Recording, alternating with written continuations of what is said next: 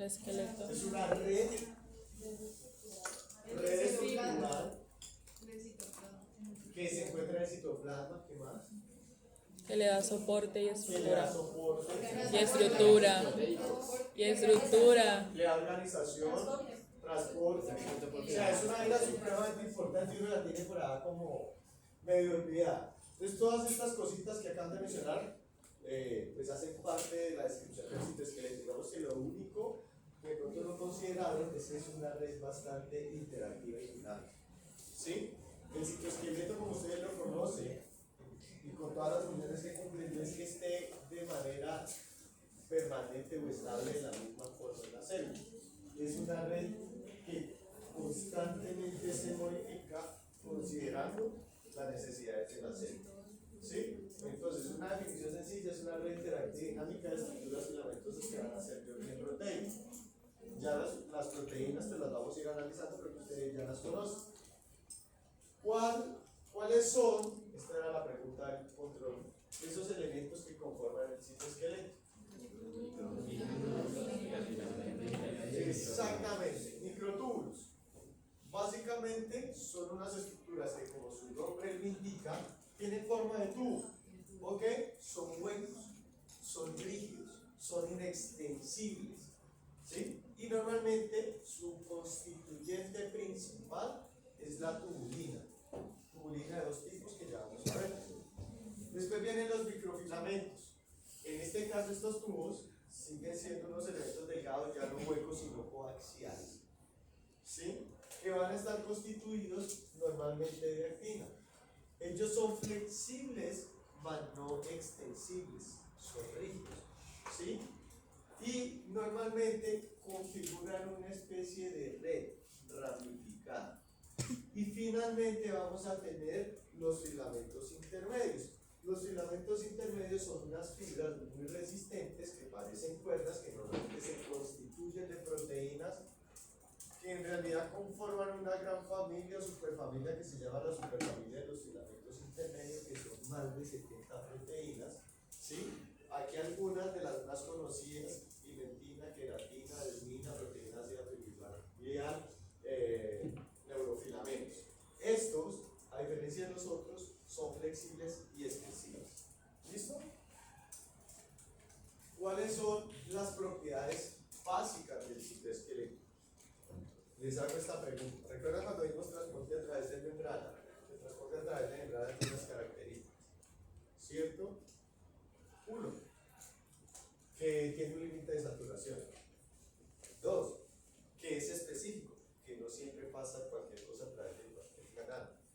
Tres, que es de síntesis regulada, es decir, que la célula puede sintetizar unos canales en la medida que necesite interiorizar o sacar cosas. Más o menos, entonces hacen como la analogía que les estoy pidiendo de características o propiedades del citoesqueleto. ¿Cuáles son esas propiedades que encontramos de ese citoesqueleto? ¿No recuerdan ninguno?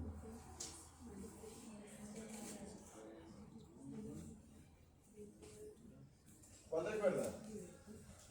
Yo les dije una hora. Características. Hablando de la definición. ¿Qué? Es dinámico. Entonces, cuando hablamos de dinamismo, una de las características es que esta estructura puede polimerizarse o despolimerizarse. Todos los elementos que lo constituyen. Voy a mencionar los primeros y después los explicamos. Otro rasgo es que tiene un carácter polar. Sí, hay una polarización en la mayoría de sus elementos, no en todos, pero tiene. ¿Entienden qué es la polarización? ¿No? Ya lo explicamos. Tercero, que es un sistema que es regulado.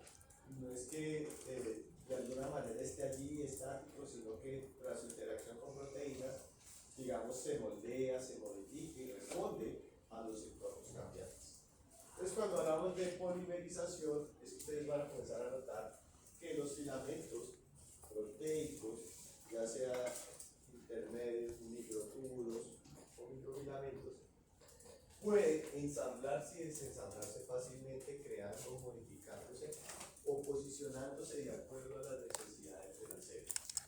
¿Ok? Segundo, la polarización. lo que nos va a decir es que las unidades que conforman no solo microtúbulos, perdonen, ahí me hace falta, sino también los microfilamentos, normalmente tienen como una orientación específica. Ustedes pueden diferenciar en estas estructuras que va a haber como un extremo más y un extremo menos. Y eso va a dictar de alguna manera, por un lado, hacia dónde se polimeriza o se comienzan a ensamblar las unidades para crecer el filamento.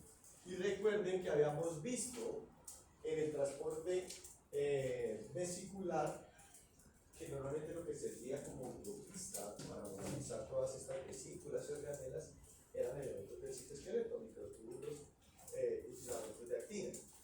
Básicamente esa polaridad le va a decir a las proteínas motoras en qué dirección deben moverse. ¿Listo? ¿Me entienden más o menos? Pues miren que esto tiene dos rasgos importantes. Hacia dónde van a crecer y hacia dónde se van a dirigir las vesículas, de acuerdo a la polaridad de los filamentos.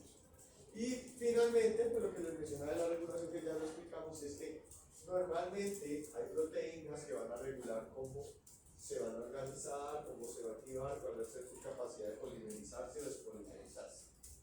Este cuadrito lo teníamos en el libro y me pareció realmente importante tenerlo como para detallar rasgos de cada uno de los elementos que constituyen el citoesqueleto. Ya habíamos analizado que, pues en cuanto a su constitución, los microtúbulos están constituidos de tubulina. Básicamente es un heterodímero. ¿Por qué heterodímero? Porque son dos tipos distintos de tubulina asociados, ¿cierto? Alfa y beta. Después tenemos que los filamentos intermedios es una familia grandota. Hay más de 70 proteínas. ¿Ok? Nombramos las más típicas. Pimentina, queratina, ¿sí? Y después tenemos que los de actina, pues básicamente sí es básicamente un monómero de actina. Normalmente, ¿cuál es el sitio preferencial de incorporación de sus unidades para crecer o polimerizar ese filamento? Entonces tenemos que normalmente en los microtúbulos es el extremo más. Quiere decir que el extremo más es un dímero que está asociado a la beta tubulina, la alfa es la menos. ¿Sí me van a entender? Y en el filamento de actina normalmente también es el extremo más, que cuando desarrollemos en detalle microfilamentos vamos a ver que se le va a denominar el extremo de las púas. Uno de púas y otro de punta. ¿Ok? ¿Qué pasa con los filamentos intermedios? No tienen polaridad. ¿Ok? Actividad enzimática. Normalmente acá vamos a tener actividad GTPasa y en los filamentos de actina actividad TPasa. Proteínas motoras asociadas a cada uno de estos elementos. En los microtúbulos, quinesinas, dineínas, y en los filamentos de actina, las miosinas. Normalmente descritos proteínas motoras asociadas a filamentos intermedios. ¿Listo? Estructura, pues ya lo analizamos ahorita, pero veámoslos. Tubo rígido, hueco, inextensible. Filamento resistente, flexible y extensible. Filamento helicoidal, flexible e inextensible. Cuando hablan de estructura helicoidal, siempre imagínense, que creo que ya lo han visto por ahí, de pronto en bioquímica, cómo se organiza el DNA. ¿Sí? Que es una estructura helicoidal o axial. Significa que gira sobre su propio eje. Cuando ustedes ven el DNA, realmente van a ver como una estructura como en esta forma, ¿sí? Girando sobre su propio eje. Esta es una estructura coaxial helicoidal. ¿Y dónde se localiza? Bueno, las funciones, pues aquí vamos a notar unas diferencias. Por ejemplo, que aquí, perdón, la diferencia está un poquito aquí. En que todos están localizados en el citoplasma, más los filamentos intermedios también van a estar haciendo parte de esa envoltura nuclear. ¿Sí? Y en funciones que van a ser muy similares. Ambos van a dar soporte, ¿sí? Intracelular, estructural, resistencia mecánica, y aquí adicionalmente en los filamentos de actina, digamos que participan en actividades de motilidad, contractibilidad, ¿sí? Cuando hablamos de motilidad, ¿sí? Pues podemos pensar en el caso de nuestras células. Recuerden que células del epitelio intestinal tienen unos pelitos, ¿cierto? Esos gracias a que hay presencia de unas estructuras del citoesqueleto. También podrían pensar un poco en microorganismos, ahora que van a ver microbiología en otro semestre. Entonces, por ejemplo, las amebas, algunas de ellas generan infecciones, ¿cierto?, a nivel intestinal. Pues ustedes pueden notar que uno de sus estadios de vida, que se llama el trofozoito, ustedes pueden encontrar un segundo, que la ameba se ve así, y al siguiente segundo van a ver una vaina así. El mismo organismo. Toda la reorganización para dar este cambio de morfología que puede permitirle, por ejemplo, engolfar o fagocitar algo, se da gracias a que el citoesqueleto se reorganiza. Tiene un sistema bastante hábil de reorganización para poder hacer eso. Pues la motilidad a través de cilios y flagelos también está regulada por el citoesqueleto.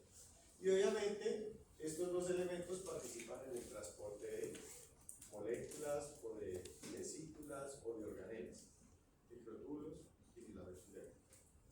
¿Hasta ahí entendido, muchachos? Porque esa tablita resume bien un montón de cositas que tienen que tener claras. ¿Vamos hasta ahí? Bueno, entonces retomemos porque ahorita que estábamos haciendo la definición de citoesqueleto, ustedes comenzaron a nombrar un montón de funciones. ¿Sí? Entonces, ¿cuáles son esas principales funciones que tenemos asociadas al citoesqueleto? Transporte. División celular. Formación de uso mitótico. ¿Qué más? Formación de cilios. ¿Qué más? Soporte. ¿Alguna otra? Estructura. Organización de organelas, disposición de organelas. ¿Qué más? Yo creo que ahí está casi todo. De pronto se nos escapa una que de hecho yo no necesito anotar allí, que es la señalización. Algunos de los elementos del citoesqueleto participan en procesos de señalización celular. Entonces aquí vemos que las células, ¿sí?, ya sea una célula epitelial, una célula nerviosa o una célula somática en división, va pues a tener un citoesqueleto que va a participar en funciones como la estructura del soporte, el transporte intracelular, la contractilidad, la motilidad, la organización espacial. Aquí los mencionamos con mayor detalle. Entonces el citoesqueleto es una estructura andamiaje, lo mencionaron ustedes, brinda ese soporte estructural a la célula. Adicional a ese soporte estructural, pues obviamente con eso la célula se va a conservar, pero también le puede dar una forma definida. Si ustedes ven, esta célula tiene una morfología versus esta, ¿cierto? Y básicamente esa morfología viene dictada pues, por la forma como se dispone su citoesqueleto. Es el marco que permite posicionar de manera correcta las distintas organelas que tiene la célula. ¿Sí? ¿Qué más? Dirige procesos de locomoción, movimiento de material dentro de la célula, que se llama transitosis. Y durante los procesos del ciclo celular participa en los procesos de separación de los cromosomas, divide la célula en dos células hija durante la citoquinesis. Entonces vamos a tener un montón de cosas que el citoesqueleto hace. Por ende, el citoesqueleto muy probablemente va a estar asociado a un montón de patologías cuando este no funciona de manera correcta. Por ejemplo, en un par de puntitos ahora. ¿Sí? Concentrémonos entonces en microtúbulos. Vamos a ver cómo están constituidos los microtúbulos. ¿Sí? Pues digamos que para mayor recordación, microtúbulo tubulino, o sea, eso no tiene pierde. ¿Sí? Como dijimos ahorita, es un heterodímero. Está constituido por subunidades de alfa y beta tubulino. Es una estructura hueca de aproximadamente 25 micras de grosor, micrómetros de grosor. Es rígida y normalmente lo que hace es que se organiza en protofilamentos. Protofilamentos es cada una de estas líneas, ¿sí?, que podríamos definir.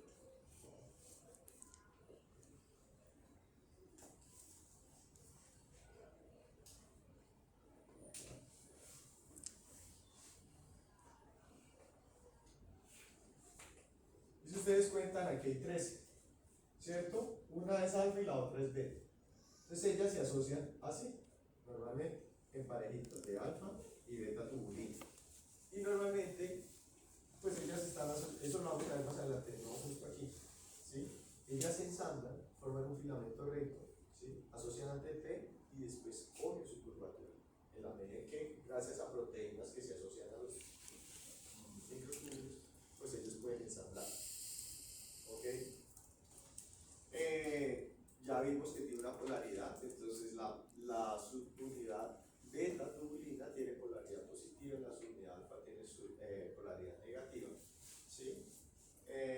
Ya vemos para qué es importante la polaridad. Normalmente la disposición de los microtúbulos se da a lo largo y ancho de la célula, está presente en sitios, flagelos, en el uso mitótico, en los centriolos y en general donde la célula considere que necesita armar ese andamiaje. ¿Sí? Da soporte, facilita movimiento de materiales. ¿Sí? Y aquí tenemos pues, básicamente una microfotografía de cómo se vería un microtúbulo a través del microscopio. Digamos que es algo real y no es algo hipotético. Normalmente los microtúbulos se asocian con unas proteínas que de hecho se llaman así, proteínas de asociación al microtúbulo. Estas proteínas tienen dos dominios, ¿cierto? Hay un dominio que básicamente se va a asociar directamente al microtúbulo interaccionando con sus unidades que lo conforman, mientras que va a tener una cola que sobresale de ese microtúbulo. Estas proteínas tienen unas funciones bien interesantes. Por ejemplo, ayudan a que los microtúbulos de alguna manera se conecten entre sí, se dispongan de manera paralela, les dan mayor soporte, una mayor rigidez, una mayor estabilidad, facilita que las unidades, ¿sí?, o protofilamentos a su vez se ensamblen, ¿sí?, y las unidades estructurales abiertas también se asocian, ¿sí? Su actividad, la de las proteínas MAP, se controla por procesos de fosforilación de algunos de sus residuos de aminoácidos, ¿sí? Miren cómo, por ejemplo, alteraciones en los procesos de fosforilación de estas proteínas MAP asociadas a los microtúbulos se han de alguna manera relacionado con patologías como el Alzheimer. O cómo, cuando hemos encontrado mutaciones en sus unidades de estas proteínas, podemos comenzar a encontrar ciertas patologías como el Parkinson. Entonces miren algo que para uno pues parece trivial, pues porque lo estamos viendo en una materia que es básica, ¿cierto? Finalmente se termina convirtiendo, cuando no funciona bien, pues en un problema para la salud, ¿sí? A ver, los microtúbulos particularmente pues dan una estructura rígida, son como las vigas que dan el soporte en una casa, en este caso hacen su función dentro de la célula, es la que va a determinar de alguna manera cómo la célula va a tener una forma específica, se van a distribuir de manera distinta dependiendo del tipo de célula. En la mayoría de las células animales, la disposición de los microtúbulos tiene esta manera con forma radial a partir del núcleo. Es decir, desde el núcleo se irradian los microtúbulos para el resto de la célula. ¿Sí? No sucede así en todos los tipos de células. Vemos como las células epiteliales, ¿sí?, que tienen polaridad, es decir, que ustedes pueden encontrar que hay una estructura basal o una parte basal, una parte apical, las estructuras laterales, los microtúbulos se van a disponer de una manera distinta, forman un eje longitudinal a lo largo de la célula que vemos aquí, ¿sí? Entonces no es ya una disposición radial. Son muy importantes para la configuración de cilios, de flagelos, de los axones en las células nerviosas. Y miren cómo, pues yo sé que esto no es tanto del interés de ustedes, pero en las células vegetales, al asociarse con proteínas como la celulosa sintasa, pues es la que va a dictar dónde se deben colocar las unidades de celulosa de la pared de las células. Es decir, dictan de alguna manera la morfología que van a tener las células vegetales. Entonces cumplen funciones en distintos grupos o categorías taxonómicas como las plantas y los animales. Creo que ustedes hicieron de alguna manera algún ejercicio a nivel de laboratorio, hasta cierto tiempo lo tenían en el radar que se hacía con colchicina, o no sé si están utilizándolo con azul. Es exponer un poquito a las células, ¿sí? Estos elementos de alguna manera inducen estos agentes químicos que se desmonten los microtúbulos, y por ende, cuando eso sucede, uno puede comenzar a notar cómo las cisternas que hacen parte de Golgi se comienzan a separar y a mover, ¿sí?, y a diseminarse a lo largo del citoplasma. Esto de alguna manera lo que dicta es cómo los microtúbulos ayudan en el posicionamiento u organización interna de la célula. Bueno, que son una estructura bien importante. Hasta ahí, ¿cómo vamos? Chicos, ¿entendido o no?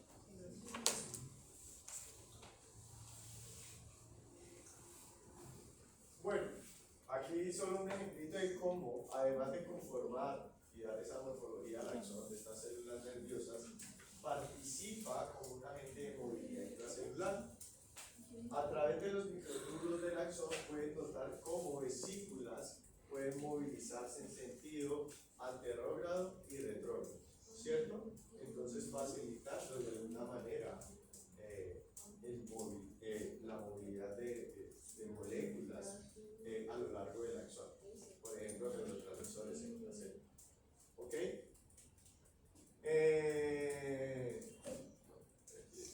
Ya nombraron al Papa. Venimos hablando desde hace rato, desde el sistema endomembranoso, de la movilización de moléculas que hacen parte de la célula a través de los elementos del citoesqueleto. Pero para esa movilización, pues además de los elementos del citoesqueleto, que como lo hemos mencionado, funcionan como autopistas, como carreteras, pues ahí faltan son como las locomotoras o los carritos que van a llevar y a movilizar organelas, vesículas, endosomas, ¿sí? Un montón de cosas. Las carritos o las locomotoras, pues se les denomina proteínas motoras. ¿Qué proteínas motoras ustedes identificaron? Encontrábamos asociadas a citoesqueleto. ¿Cuál? Quinesinas, dineínas y miosinas. Quinesinas y dineínas específicamente asociadas a microtúbulos. Exactamente. Entonces, estas proteínas motoras son elementos que tienen una particularidad y es convertir la energía química en energía mecánica. Es decir, transforman el ATP en movimiento. ¿Listo? Pues ya les mencionaba que se pueden movilizar vesículas, mitocondrias, lisosomas, cromosomas, facilita la contracción muscular y básicamente su movimiento se da en una dirección, ¿sí? Y se da de manera escalonada. Ustedes lo que pueden analizar al verificar o estudiar el estudio de estas proteínas motoras es que ellas asocian un ciclo mecánico con uno químico. Estas proteínas para funcionar requieren de ATP, ¿sí? Ellas asocian ATP, hidrolizan ATP, hay una modificación de alguna manera como conformacional, ¿sí? Y entonces al modificarse conformacionalmente ocurre un avance de estas sobre la estructura que se está desplazando. Pues aquí mencionamos que quinesinas y dineínas microtúbulos, miosinas sobre microfilamentos y no se conocen proteínas motoras en filamentos intermedios. Vamos a tratar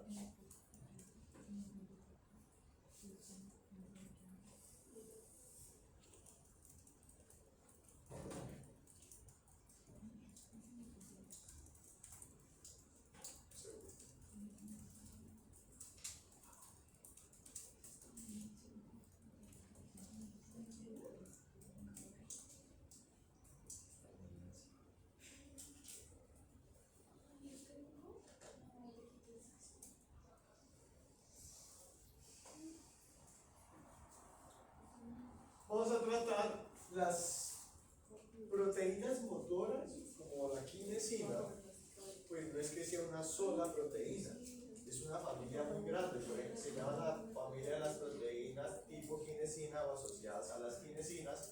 Son 14 familias y vamos a tratar de entender cómo funciona una de ellas, que es la quinesina 1. ¿Sí? La quinesina 1 es un tetrámero. ¿Sí? Y ese tetrámero pues tiene dos cadenas pesadas y dos cadenas ligeras. Cadenas pesadas la vamos a ver aquí, cadenas ligeras de este extremo. Si ustedes ven asociada a la cadena pesada, lo que vamos a tener son unas cabezas globulares que se empalman con un cuello que se asocia con un pedúnculo que finalmente se asocian a las cadenas ligeras, que son las que van a cargar o asociar la carga. Las cabezas globulares son el motor y son las que van a interaccionar directamente con el microtúbulo. Ese motor, como ustedes lo saben, se mueve tras la hidrólisis del ATP. En esta zona es donde también se hace hidrólisis para poderse desplazar.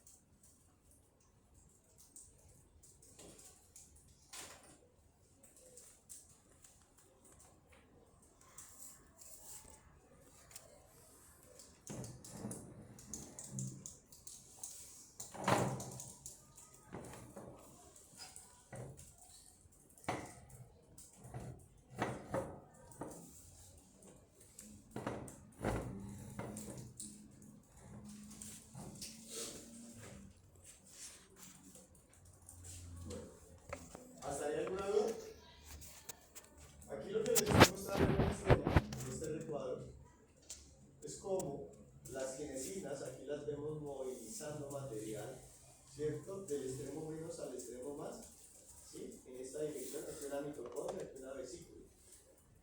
Si ustedes ven, por acá vemos, de alguna manera la ineína, que la vemos también acá, que el movimiento o la orientación sea en el sentido contrario. Va de más hacia adentro. ¿Listo? ¿Hasta ahí me entienden? ¿Vamos? ¿Chicos? Entonces, ¿cómo ocurre en realidad el movimiento o cómo se desplaza la quinesina sobre un microtúbulo? Entonces se supone que ella va a avanzar un dímero por vez. ¿Cuál es el dímero? El heterodímero alfa-beta tubulina. ¿Sí? Y cada vez que avance, lo que hay es la hidrólisis de una ATP. Eso le permite un desplazamiento de aproximadamente 8 nanómetros, que es el largo o la longitud de un dímero. ¿Ok? Normalmente las quinesinas se encuentran libres, solubles, y si no están asociadas a nada, están contraídas, ¿sí? O plegadas en un estado inhibido. Cuando normalmente la proteína se asocia a una carga, interacciona con el microtúbulo, pues digamos, se pone erguida, ¿sí? Se activa y comienza a hidrolizar ATP para desplazarse. Aquí tenemos una esquemita, una vista lateral, y esta es una vista superficial de cómo se mueve normalmente una quinesina. Y es muy sencillo. Ustedes vieron ahorita, normalmente las quinesinas se asocian o se mueven en la dirección positiva. Es decir, que casi siempre están buscando la beta tubulina. Lo que va a ocurrir es que ellas asocian ATP, hidrolizan ATP y experimentan un cambio conformacional, ¿sí? Que hace que una de sus cabezas globulares se movilice hacia el siguiente dímero, hacia la beta tubulina. Vuelve a hidrolizar ATP y la otra cabeza globular se desprende y se para al siguiente dímero. Y de esa manera comienza a desplazarse, ¿sí? Dímero por vesícula, ¿sí? El modelo se llama mano sobre mano, es un movimiento progresivo. Y básicamente, como lo vieron en el esquema anterior, estamos movilizando carga desde Golgi, básicamente hacia la periferia, hacia membrana plasmática. ¿Ok? Y la dineína, que ya es la otra proteína motora también asociada al microtúbulo, que se mueve en dirección opuesta, pues es una proteína bastante grande, 1.5 millones de alto. También está presente en simios y flagelos, y su configuración es la siguiente. Como pueden ver, presenta también cadenas pesadas, cadenas intermedias y ligeras. Las cadenas pesadas normalmente van a estar constituidas por ¿qué? La cabeza globular, que es esta, que es donde normalmente va a estar localizado el motor, donde se hidroliza el ATP. Los pedúnculos, que son los que van a interaccionar directamente con el microtúbulo, y va a tener de alguna manera unas colas, que son las que van a permitir interactuar con estas cadenas ligeras intermedias, que van a ser las que finalmente van a movilizar o interactuar con la carga. ¿Ok? Como les mencionaba, aquí sale de alguna forma el esquema. Su movimiento o desplazamiento se da en dirección negativa. Aquí la vemos regresando y aquí la vemos desplazándose del retículo endoplasmático hacia Golgi.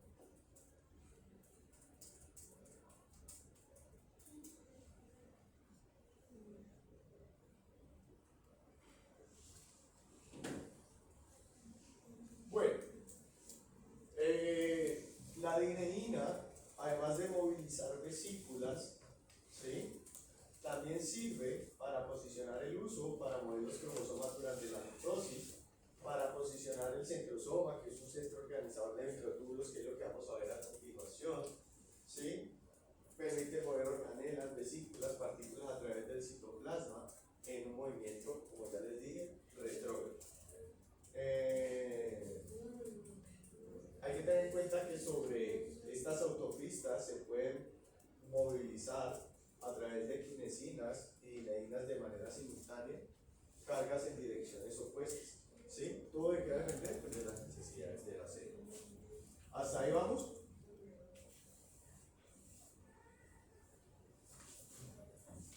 Bueno, yo creo que entonces, preguntas, dudas, inquietudes que tengan, ¿no? Entonces vamos a hacer dos cositas, que con ustedes como no la mayoría sí podemos hacer hoy. Primero vamos a avanzar en el taller, parte 2. Y segundo, yo les había mencionado, vamos a asignar unas presentaciones sobre control celular, control del ciclo celular, cáncer y apoptosis. Ya tengo los temas. Necesito grupos de 4 personas. Entonces, organícense para hacer, sí, necesito, ustedes son 30, necesito 2 de 5. Pero, bueno, si ya están los 2 de 5, le hacemos los 2 de 5 de una vez, el resto que aplaudan. Pero, necesito que se organicen en grupitos para trabajar el taller, por favor.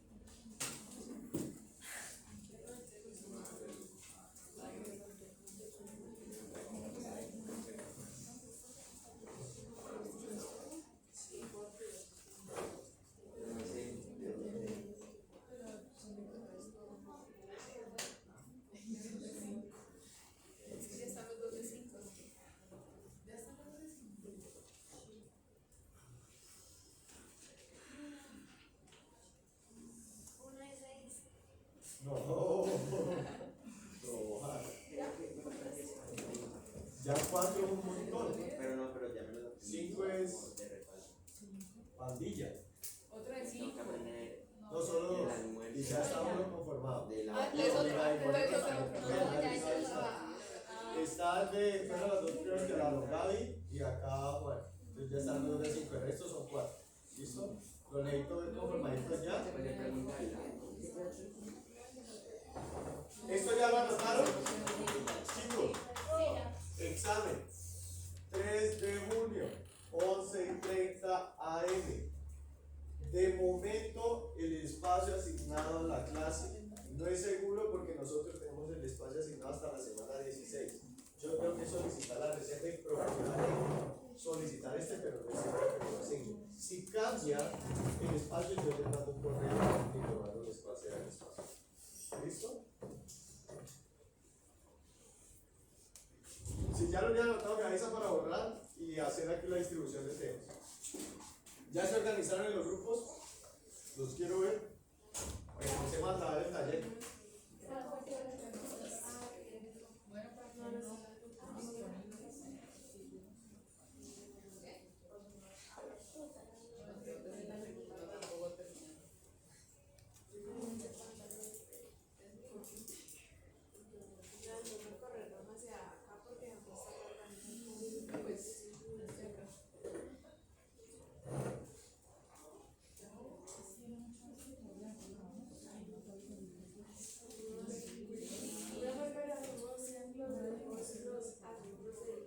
Sí, pueden hacerlo de una vez para que comiencen de una vez de pronto a avanzar en el tema también. A distribuirse cosas.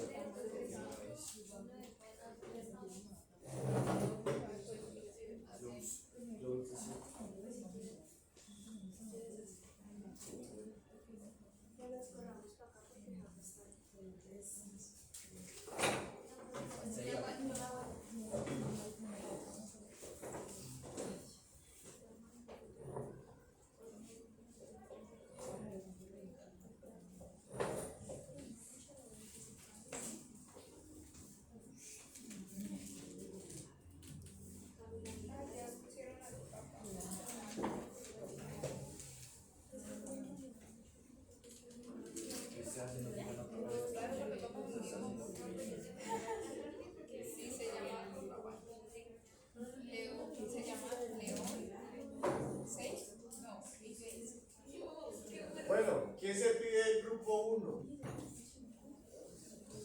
¿Ya están conformados? ¿Quiénes quieren ser el grupo 1? Bueno, nosotros. Entonces, apellido más. Dos Lozanos, una Santa Cruz, Cifuentes y Giraldo. ¿Quién más le falta uno? Los grupos de 5, 9, 4 y 2 de 3. No hay ya. Cifuentes y Ese está Y Santa Cruz. Santa Cruz. Y Giraldo. Por ahí grupo sí. arribito, bro. Por ahí grupo sí.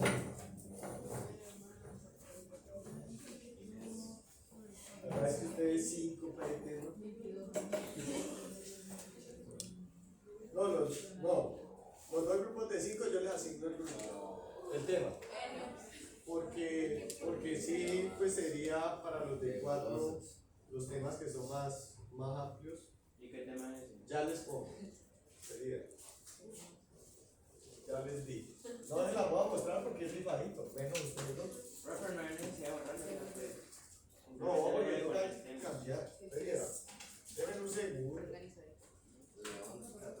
Mientras tanto, para que no se concentren tanto en avancen ahí. Vamos con estas 3 chicos. Pues sí, ese nombre tan exótico porque se puso León. No. También le creo. Esta es la parte 2. La parte anterior. La parte anterior no le hicimos. De la 1 a la 9 ya le hicieron.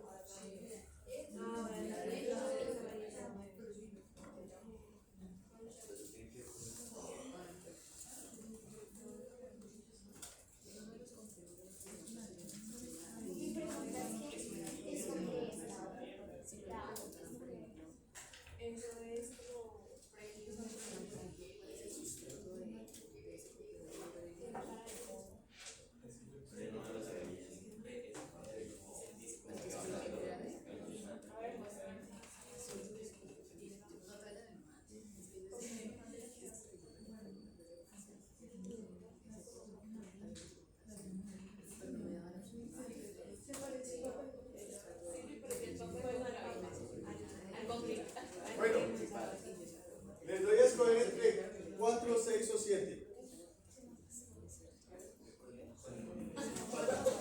4. Entonces ustedes aquí. Lozano.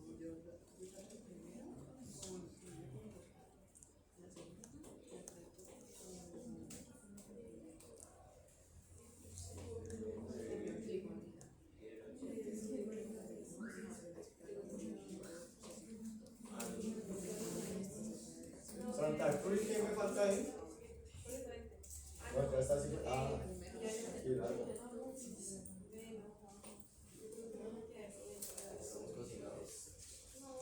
Chicos, 6 o 7.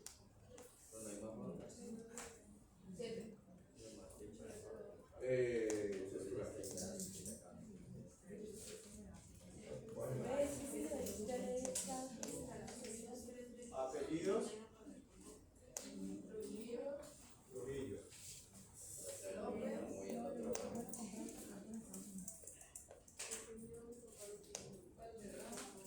López con Z, ¿no? ¡Qué horror! Y por tilde en la O.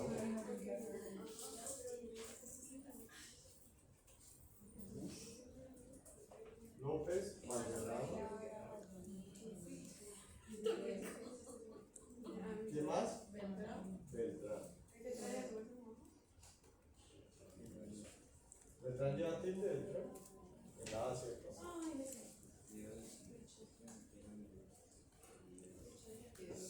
Listo. Y en adelante, ¿cuál querés? No sé, el 2. El 2. ¿Con quién va vos, Polo? ¿Ovalle? ¿Con quién vas? Ovalle. Rivas y López.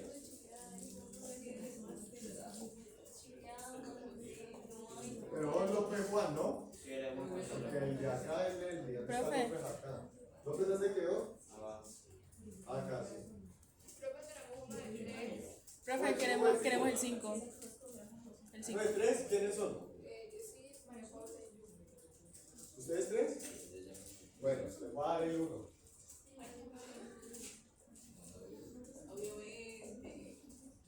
Rojas. Yesid, ¿cuál es tu apellido? Suárez. Suárez con Z, ¿cierto? Sí, creo, pero la I, Victoria. ¿Sí? Va a entrar y ya usted. Nosotros grupo 5, corredor y rendón. Corredor, corredor, Y rendón. Rendón. ¿Y nadie más? ¿Quiénes son ustedes allá? ¿Apellidos? ¿Qué grupos? ¿6 o 3? 6.